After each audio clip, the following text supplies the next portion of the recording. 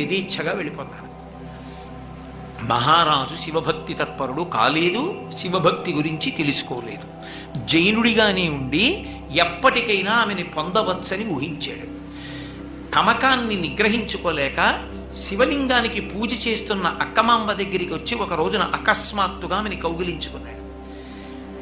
దుర్మార్గుడా, నేను నియమం పెట్టిన శివలింగాన్ని ఆరాధన చేస్తుండగా వచ్చి కౌగిలించుకున్నావు కనుక నువ్వు ఏ చేతులతో ముట్టుకున్నావో ఆ బట్ట నీ ముఖం మీద పడేస్తున్నానని ఆమె వివస్త్రయ్యి ఒంటి మీద బట్ట లేకుండా తీసి బట్ట రాజు ముఖం మీద పడేసి తన కబరీబంధాన్ని విప్పి ఆ కొప్పు వెంట్రుకల చేత తన శరీరాన్ని కప్పుకుంది. నగ్నంగా ఆమె కనపడేసరికి తన గురువులైనటువంటి జైన మతానికి సంబంధించిన తీర్థంకరులు జ్ఞాపకానికి వచ్చి వాళ్ళు దిగంబరులుగా ఉంటారు కనుక తన గురువు కనపడి వెంటనే ఆమె పాదముల మీద పడ్డాడు. ఆమె చరచరా బయటికి వెళ్ళిపోయింది. అల్లమ ప్రభు